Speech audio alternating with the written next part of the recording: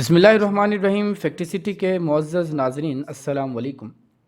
دوستو، ہم میں سے اکثر لوگ اپنی زندگی کے معنی اور مقصد کے بارے میں سوچتے رہتے ہیں۔ اس سوچ نے اکثر لوگوں کے دماغ کو گھیرے رکھا ہوتا ہے، اور جب انسان زندگی اور موت کی سچویشنز میں جاتا ہے تب ان چیزوں کی قدر کرنے لگتا ہے جو اس کے پاس ہوتی ہیں، اور ہر وہ چیز جسے وہ ایک عام سی چیز سمجھتا تھا اس کو امپورٹنس دینے لگتا ہے۔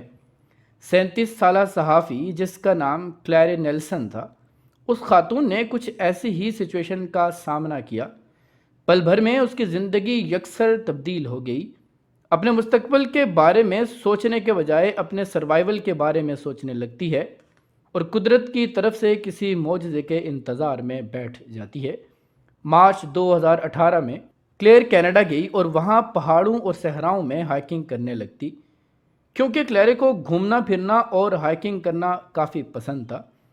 جنگلوں میں ہائکنگ کرنا کافی مشکل تھا، مگر وہ اپنی زندگی کے مشکل ترین دور سے گزر رہی تھی۔ پھر اس کی ایک دوست نے اسے سجیسٹ کیا کہ وہ کیلیفورنیا کے نیشنل پارک میں جائے۔ کلیئر کو یہ آئیڈیا پسند آیا اور اس نے حامی بھر لی، اگرچہ وہاں کا درجہ حرارت کافی زیادہ تھا اور سانپوں کی بہتات بھی تھی، مگر پھر بھی کلیئر تیار ہو جاتی ہے۔ 3 مئی کو اس نے پانی کی بوتل اور کچھ سامان لیا اور ہائکنگ کے لیے نکل گئی۔ چونکہ ہائکنگ کافی آسان تھی، اس لیے اس کے لیے پریشانی کی کوئی بات نہیں تھی۔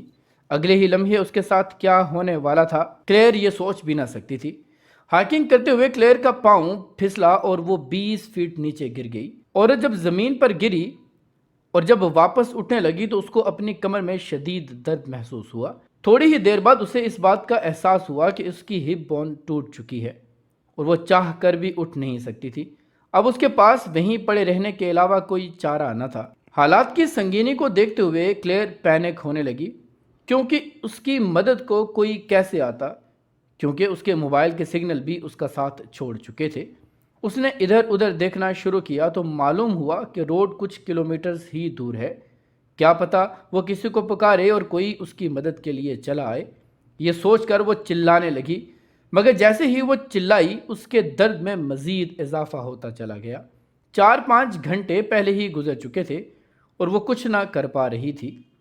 اب اسے مر جانے کا خوف بار بار ستا رہا تھا، کیونکہ آس پاس کے حالات کافی خراب ہو رہے تھے۔ اسے بھی یہ خوف تھا کہ دوسرے بہت سے اور لوگوں کی طرح اس نے بھی صحرا میں بھوک اور پیاس کی حالت میں مر جانا ہے۔ اس خوف سے کلیئر کی حالت غیر ہو رہی تھی۔ پھر کلیئر نے خود کو سنبھالا اور ایموشنل ہونے کے بجائے لاجیکلی سوچنا شروع کر دیا کہ وہ کیسے اپنی جان بچا سکتی ہے، کیونکہ وہ زندہ رہنا چاہتی ہے۔ اس نے آلریڈی زندگی میں بہت سی مشکلات کا سامنا کیا ہے اور سروائیو بھی کیا ہے، اب پھر سے وہ جینا چاہتی تھی۔ کلیئر کے نزدیک بغیر فائٹ کیے مر جانا مناسب نہیں تھا۔ کلیئر نے اپنی ٹانگوں پر چھڑی کی مدد سے سن سکرین لگایا اور ایک بیگ سے اپنی ٹانگوں کو ڈھانپا۔ موسم اس وقت ناقابل برداشت تھا اور کلیئر کو پانی بہت احتیاط سے استعمال کرنا تھا، کیونکہ پانی کے بغیر زیادہ دیر تک اس موسم میں زندہ رہنا ممکن نہ تھا۔ جیسے جیسے دن گزرا اور رات چھانے لگی، کلیئر کو نئے خوف نے آ دبوچا، اور وہ خوف سانپوں اور چھپکلیوں کا تھا، اور وہ جانتی تھی کہ رات کے وقت وہ آسانی سے کسی سانپ یا دوسرے پہلی رات تو وہ اپنی آنکھ بھی نہ بند کر پائی، کیونکہ جیسے ہی وہ آنکھ بند کرتی تو اسے سانپوں کا خوف آ گھیرتا۔ رات کے وقت اسے سانپوں اور دوسرے جانوروں کی آوازیں بھی سنائی دیتی رہیں، مگر کافی دور سے۔ اس وقت اسے احساس ہونے لگا کوئی ہے جو اسے پروٹیکٹ کر رہا ہے، اس لیے اس کو ان حالات سے فائٹ کرنا چاہیے۔ یہ سارے خیالات اس کو پھر سے ہمت دینے لگتے۔ اپنی انہی خیالوں میں رات گزری اور پھر صبح وہی تپتے سورج کے ساتھ ہوتی ہے، اور 24 گھنٹوں میں کلیئر کے پاس سے پانی ختم ہو جاتا ہے۔ پہلے تو اس نے اپنی پیاس کو کنٹرول کرنا شروع کیا، مگر جلد ہی پیاس کی شدت اس کو مزید مشکلات میں ڈالنے لگی، تو اس نے اپنی میڈیسن کی بوتل کھولی اور اسے پینے کی کوشش کی۔ پہلے تو اسے وامٹ ہوئی، مگر پھر اس نے ہمت کر کے پی ہی لی۔ اس طرح دوسرا اور تیسرا دن گزرا، اور ہر رات اسے سانپوں سے خوف آتا اور سانپوں کے آس پاس ہونے کا احساس اسے جگائے رکھتا، مگر چوتھے دن اس کی ہمت جواب دے گئی اور اسے احساس ہونے لگا کہ اب اس کی موت قریب ہے۔ وہ ابھی انہی سوچوں میں تھی کہ قدرت کا ایک معجزہ ہوا۔